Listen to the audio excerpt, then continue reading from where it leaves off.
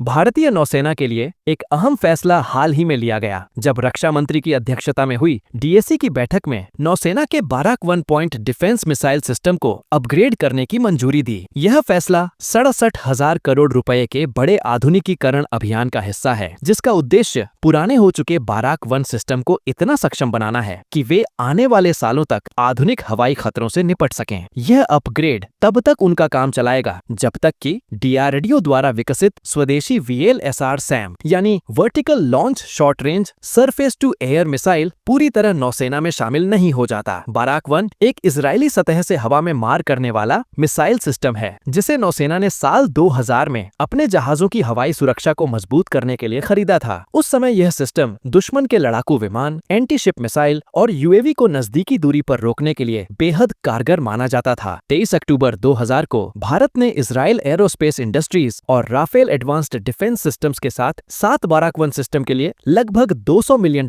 और 200 मिसाइलों के लिए लगभग $70 मिलियन के कॉन्ट्रैक्ट साइन किए थे। लेकिन इस खरीद पर विवाद भी हुआ। उस वक्त डीआरडीओ के प्रमुख रहे एपीजे अब्दुल कलाम सहित कई विशेषज्ञों ने इसका विरोध किया था। उनका कहना था कि यह डील महंगी है और इसे बिना टेंडर प्रक्रिया के सीधे एक ही सप्लायर से लिया गया है। यह सिस्टम काफी कॉम्पैक्ट है, जिसमें 8 cell vertical launching system module होता है, जिसका वजन 1700 किलो है, और इसके साथ एक C-31 फायर कंट्रोल सिस्टम होता है, जिसका वजन 1300 किलो है। इसका रडार 360 डिग्री कवरेज देता है और यह जहाज से सिर्फ 500 मीटर की दूरी पर आने वाले खतरे को भी रोक सकता है, जिसकी रेंज लगभग 10 किलोमीटर है। नौसेना ने इसे दिल्ली क्लास डेस्ट्रॉयर जैसे अहम जहाजों पर लगाया और मिड लाइफ रिफिट के दौरान अतिरिक्त 8 सेल मॉड्यूल जोड़कर प्रति जहाज 32 मिसाइल की क्षमता कर दी। लेकिन 20 साल से अधिक ऑपरेशनल रहने के बाद अब इसके कुछ कंपोनेंट पुराने हो गए हैं, रख रखाव में मुश्किलें आ रही हैं और यह आधुनिक खतरों जैसे सी स्किमिंग मिसाइल और एडवांस यूएवी के मुकाबले में कमजोर पड़ने लगा है। ऐसे में डीएसी की मंजूरी से होने वाला अपग्रेड इसकी सर्विस लाइफ बढ़ाएगा और इसे आने वाले वर्षों के लिए सक्षम बनाए रखेगा। इस अपग्रेड में खास ध्यान ELM-2221 फायर कंट्रोल रडार को बेहतर बनाने, सीकर टेक्नोलॉजी को अपग्रेड करने और इसे आधुनिक कमांड एंड कंट्रोल सिस्टम से जोड़ने पर होगा। अपग्रेड के बाद यह system integrated air command and control system से जुड़ सकेगा, जैसा हाल ही में वायुसेना के सक्षम या स्पाइडर सिस्टम के लिए मंजूर किया गया था। इससे नौसेना के बाराक 1, बाराक 8 LR सैम और INS विक्रांत जैसे प्लेटफॉर्म पर लगे दूसरे एयर डिफेंस सिस्टम के बीच डेटा शेयरिंग और कोऑर्डिनेशन और आसान होगा। बाराक 1 को आखिरकार डीआरडीओ के VLSR सैम से बदला जाएगा। यह एक स्वदेशी क्विक रिएक्शन मिसाइल है जो खास तौर पर नौसेना की जरूरतों के लिए बनाई गई है। यह मिसाइल, जिसे Astra MK1 air to air missile से विकसित किया गया है, 40 से 80 किलोमीटर की रेंज रखती है। इसमें फाइबर ऑप्टिक गायरोस्कोप आधारित इनर्शियल गाइडेंस और टर्मिनल फेज में एक्टिव रडार होमिंग का इस्तेमाल होता है। यह समुद्र की सतह के करीब उड़ने वाली सी स्किमिंग मिसाइल तक को 360 डिग्री से रोक सकती है। इसका वर्टिकल लॉन्च डिजाइन और ट्विन क्वाड पैक कैनिस्टर इसे डिस्ट्रॉयर, फ्रिगेट, कॉर्वेट और एयरक्राफ्ट कैरियर जैसे कई प्लेटफॉर्म पर फिट करने की सुविधा देता है। VLSR सैम के कई सफल परीक्षण हो चुके हैं। इन परीक्षणों में मिसाइल ने कम ऊंचाई पर तेज रफ्तार से आने वाले समुद्री खतरों को सटीकता से मार गिराया और इसके प्रॉक्सिमिटी फ्यूज और सीकर टेक्नोलॉजी में किए गए अपग्रेड को भी साबित किया। डीआरडीओ ने इसे डेवलपमेंट कम प्रोडक्शन पार्टनर प्रोग्राम के तहत बनाया है, जिसमें निजी कंपनियों की भी भागीदारी है, जिससे भारत की डिफेंस इंडस्ट्री को भी मजबूती मिल रही है। बाराक 1 ने पिछले 2 दशकों तक नौसेना के जहाजों को नजदीकी हवाई खतरों से बचाए रखा। अब समय है कि यह अपने आखिरी वर्षों में भी